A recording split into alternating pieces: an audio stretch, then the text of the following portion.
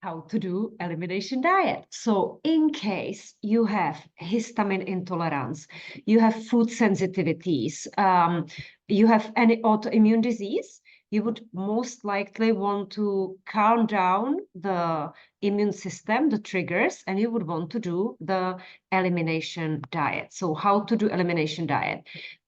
This is also very individual plan.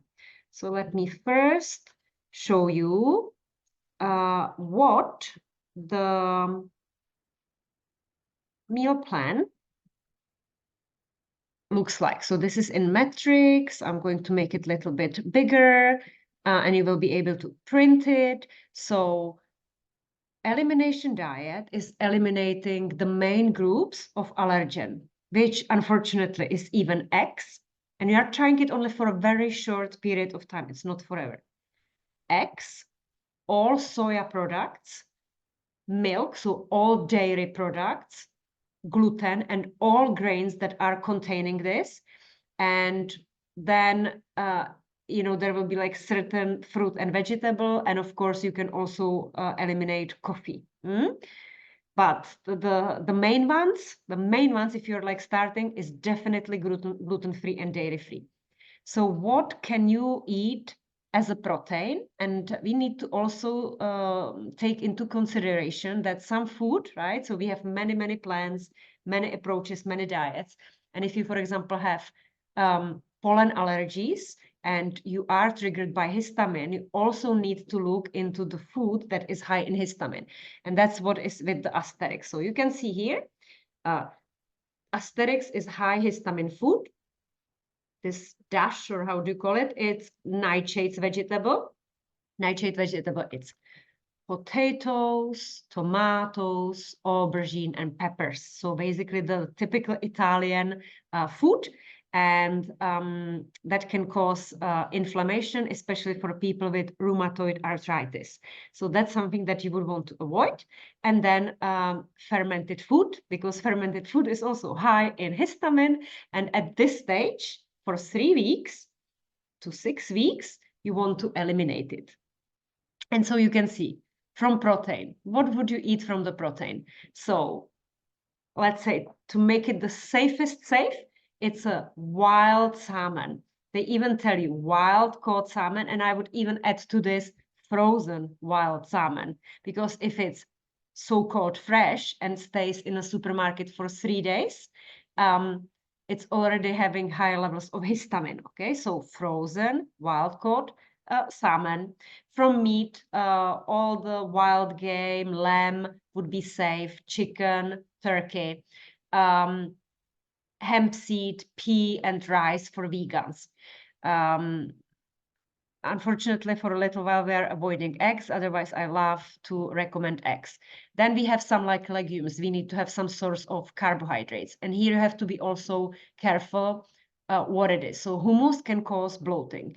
I would make it even stricter, and I would go only to peeled red lentils, maybe dal, if this is in your repertoire, and then maybe black beans in small amounts. When we look at the dairy alternatives, so you can have coconut yogurt. However, if you are also eliminating histamine, as you can see, that's fermented product, so you wouldn't eat it. You wouldn't eat anything that is fermented. And from the milks, I usually recommend almond milk or coconut milk or hemp seed milk. And you can make it yourself. It's like super easy. You don't have to spend money for that. With nuts and seeds. So when you are doing elimination diet, you don't want to eat 20 different types of nuts. You really want to stick to something that's safe. From my practice with clients, what's usually safe, it's almonds, chia seeds, hemp seeds, and sesame seeds. So this is what you can start with, and then you can slowly introduce other.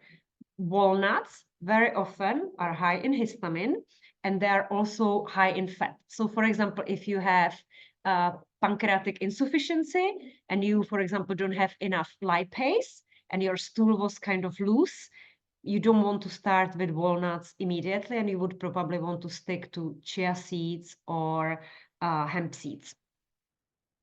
When we look at fat, as you can see, avocado, not only it's triggering histamine, but for example, eating avocado, it's high in sorbitol, can cause bloating. So during the 3 weeks of elimination diet, avocado is not recommended. For me, the safest oil is MCT oil, which is a derivative from the coconut oil, and that's what I usually recommend, and olive oil, and nothing else at this stage. From vegetable, again, so the list is quite long, but let's go to something that is absolutely safe for majority of my clients, and that's how we would want to start. And that would be rucola, so rucola, bok choy, broccoli, Brussels sprouts, carrots, cucumber, fennel, kohlrabi, radishes, radicchio can be safe. And then I would say Hokkaido pumpkin or sweet potatoes, but there you have to be also careful because some people react to that. So I would recommend that you stick to those ones that I said just now, and then later on we would be able to add slightly more. Now going to fruit. Even though the list is quite long, I wouldn't recommend more than 3. And here I also want to bring up that many of my clients have food sensitivities with kiwi. So even though I love recommending kiwi, this is not the one that you would start immediately with.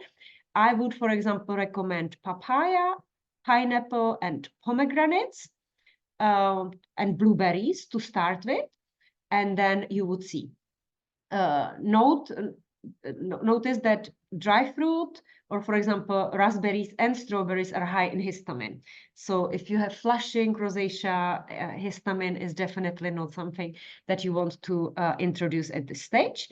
When we talk about gluten-free grains, because you have to be completely gluten-free, it's a brown rice. So I don't recommend brown rice cakes. I recommend brown rice and cooking with brown rice, or black rice, black rice or red rice. Millet, that's very often safe. Buckwheat, that's often a very good alternative also for baking.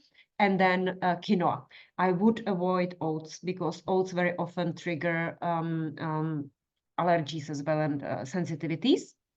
And when we talk about starchy vegetable, here I would be, so butternut squash and the Hokkaido pumpkin, but I wouldn't introduce at this stage potatoes.